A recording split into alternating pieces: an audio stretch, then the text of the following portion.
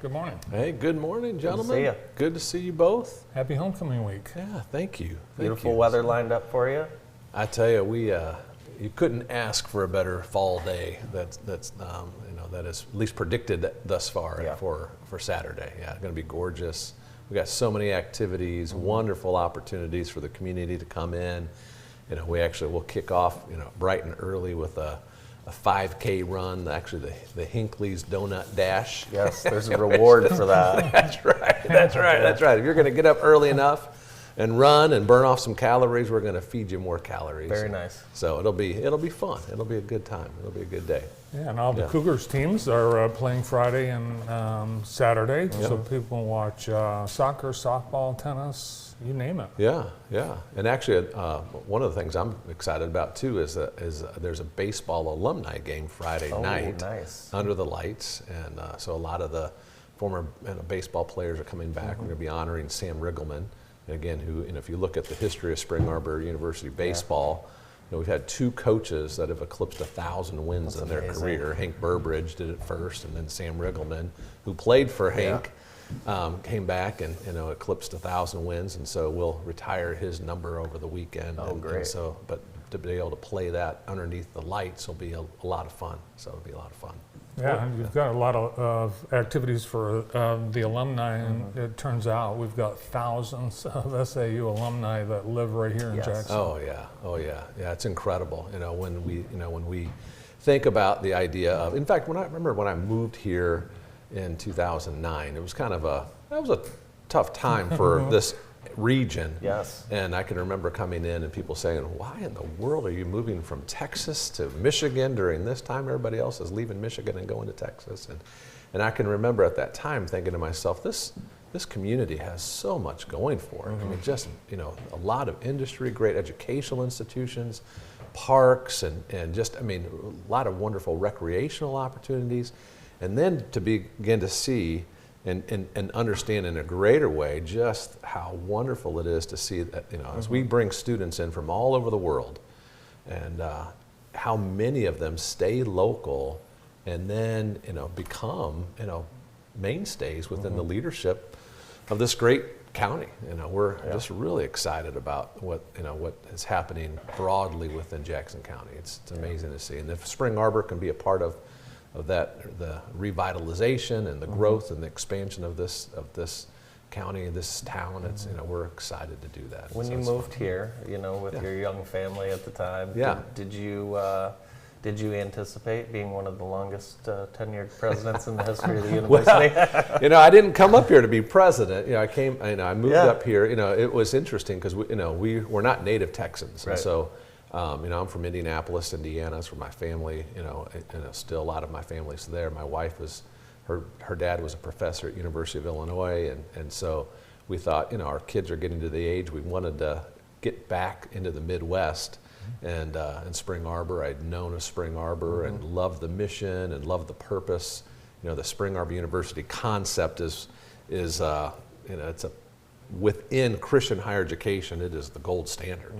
And so I had known of Spring Arbor and actually done some research and brought forward a lot of things, done some presentations with folks at Spring Arbor. And so when the opportunity arose, we said, okay, let's jump at coming back up there. And so, so I served with Chuck Webb for 4 years, and so then when he retired and I had the privilege of moving into this role, and I thought, as long as the board would continue to have me and God would allow me to stay, I'll continue to stay and invest in this community and this institution. Yeah, it's been great.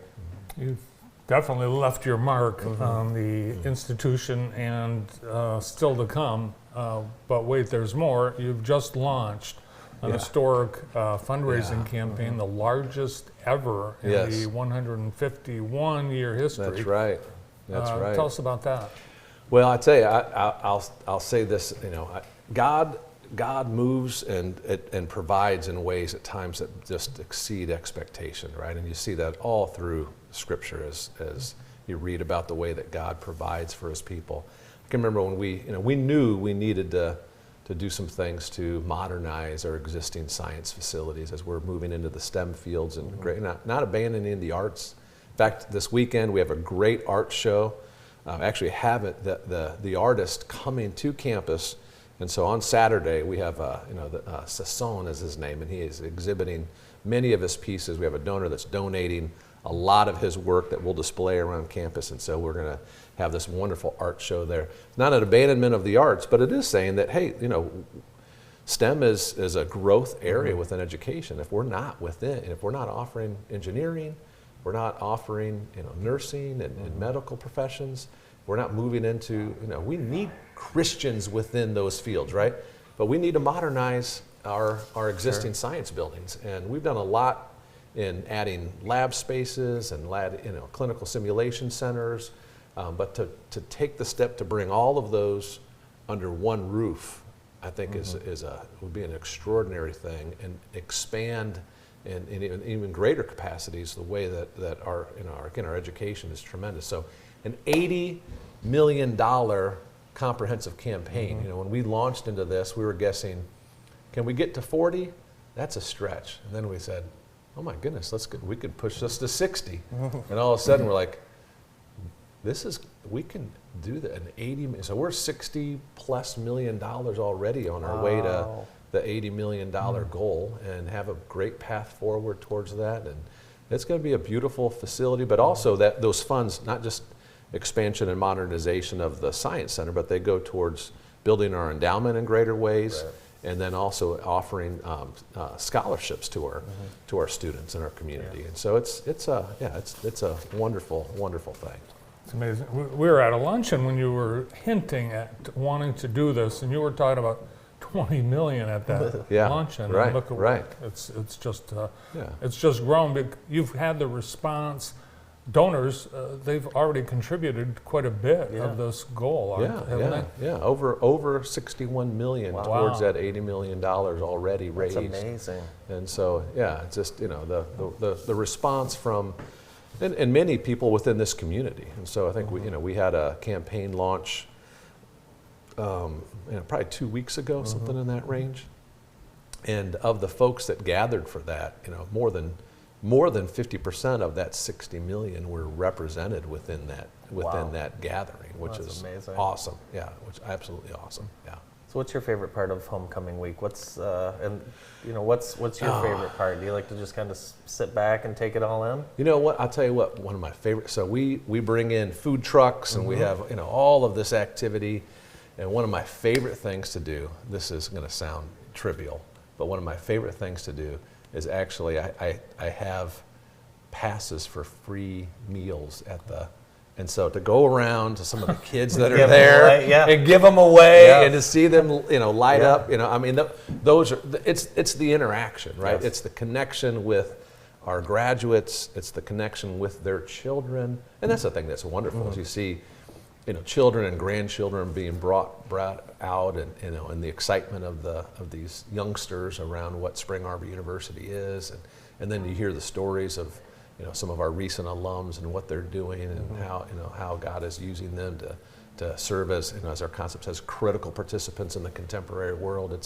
It's an awesome thing. But then also I think to celebrate our alumni dinner, where we get to recognize and celebrate. We've got several folks that we're recognizing this year from the Jackson area that I'm really excited about.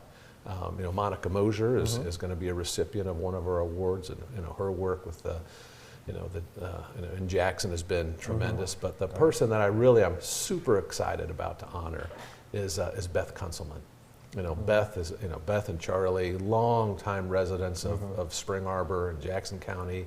Their work with fitness finders and promoting physical fitness across the country really is unparalleled. I mean, they are the pioneers and the leaders around physical fitness, and particularly embedding that within K through 12 and that elementary school age, and so Beth served on our board for decades, and so while she was on our board, we didn't have the opportunity to highlight her as one of our alumni recipients, award recipients, and now she's off the board and retired from her service to Spring Arbor in that capacity. So we're going to be able to honor her as our alumnus of the year this year, and so we're excited to do that. Well, you can see all the homecoming activities that you, the community, are invited to this weekend. Visit arbor.edu and search homecoming, and hope to see you out at the beautiful campus of SAU. Well, happy homecoming week. Thanks for coming in. Thank you. Thank you. It's always an honor to be here. Spring Arbor University President, Dr. Brent Ellis. More of the morning show after this.